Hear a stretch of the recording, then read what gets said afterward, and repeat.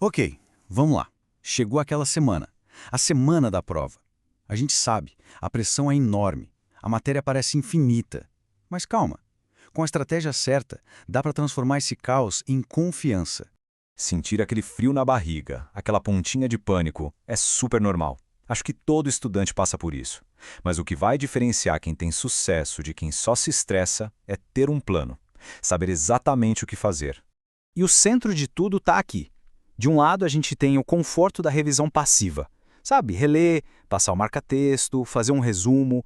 Parece que está funcionando, né? Mas, na verdade, isso é uma armadilha. Do outro lado, tem o desafio, a revisão ativa, que força o cérebro a trabalhar de verdade. E a armadilha tem nome, é a ilusão de competência. É quando o cérebro confunde o que é familiar com o que ele realmente sabe. A gente relê, reconhece as palavras e pensa, isso aqui eu sei. Só que na hora da prova, dá aquele branco.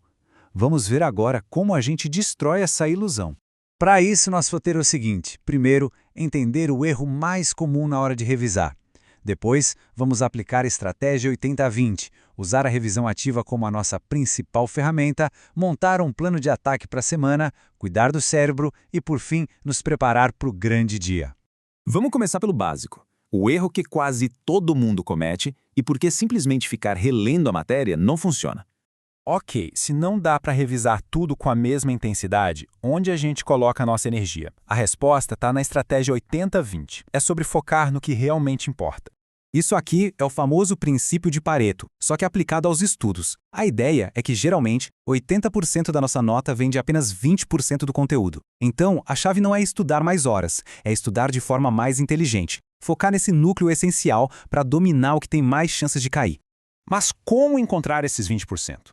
É hora de virar detetive. Pega provas antigas. Quais temas se repetem todo santo ano? Quais questões valem mais pontos? E uma coisa crucial, onde é que os erros mais acontecem? É nessas áreas de alto impacto que a gente tem que concentrar 80% do nosso tempo. Agora que o foco está definido, a pergunta é: como estudar? E a resposta é uma só: revisão ativa, a verdadeira chave para destravar a memória. E o impacto disso é chocante. Dá uma olhada na diferença. Depois de uma semana, a leitura passiva garante uma retenção de mais ou menos 15%. Já com a recordação ativa, esse número pula para 70%. 70%! É uma mudança que, sinceramente, pode ser a diferença entre passar ou não. Então o ponto principal é esse. É preciso mudar a mentalidade. Estudar de verdade não é confortável. Aquele esforço para lembrar de algo, a dificuldade de explicar um conceito, essa luta é o sinal de que o cérebro está criando conexões fortes. É para abraçar esse desafio. Beleza, vamos sair um pouco da teoria e montar um plano bem prático para organizar a semana. Um passo a passo estruturado e sem pânico. Esse plano de 5 dias é muito eficaz. Funciona assim. A matéria é dividida em 4 blocos. A cada dia, se prepara um bloco novo e se revisa os anteriores, só que em intervalos cada vez menores. Isso usa o princípio da repetição espaçada.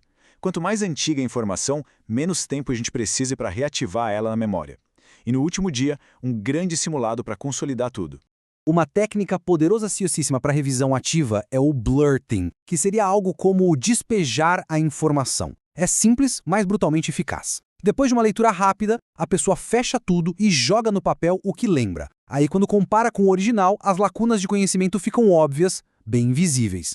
E aqui, a técnica de Feynman, que é a prova de fogo para saber se um assunto foi mesmo entendido. A regra é: se não dá para explicar um conceito de um jeito simples, é porque ele ainda não foi dominado. Esse processo força a gente a ir além da decoreba e buscar compreensão de verdade. Agora, um ponto que não dá para ignorar: cuidar do cérebro.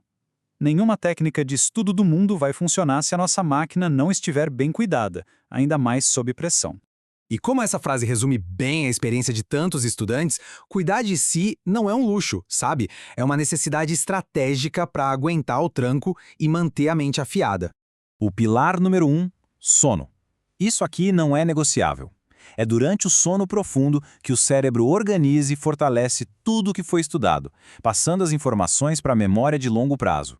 Virar a noite estudando é literalmente jogar contra o próprio time. Segundo pilar, nutrição. O cérebro gasta uma quantidade absurda de energia, então tem que abastecer ele com combustível de qualidade.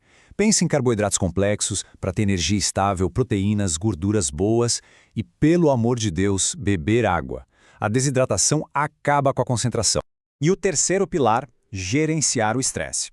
O estresse crônico libera cortisol, que pode até danificar as áreas do cérebro ligadas à memória. Pequenas pausas para uma caminhada, exercícios de respiração como o box breathing e ficar de olho nos pensamentos, tudo isso faz uma diferença gigante. E, finalmente, o dia D. Com toda a preparação feita, o foco agora é na execução. O objetivo é simples: garantir que nada atrapalhe a performance na hora H. Na véspera, a palavra de ordem é logística. É para eliminar qualquer fonte de estresse que não precise existir. Deixar tudo pronto, saber exatamente para onde ir e como chegar. E à noite? A noite é para relaxar. Não é hora de aprender matéria nova. E na manhã da prova, o lema é calma. Acordar com tempo, comer algo que o corpo já está acostumado e chegar cedo. Evita aquela rodinha de gente ansiosa na porta, sabe? Discutindo matéria. Aquilo só gera pânico. É hora de proteger a mente. A preparação foi feita. Agora é confiar no processo. E isso tudo nos leva à pergunta final, a mais importante. A reflexão que fica é: o jeito de revisar está construindo conhecimento de verdade, um conhecimento sólido, ou só uma falsa sensação de familiaridade com a matéria? A resposta para essa pergunta define o jogo. Se este conteúdo ajudou a montar uma estratégia de revisão mais forte, não esquece de curtir e se inscrever no canal para mais análises práticas como essa. E claro, muita sorte na prova!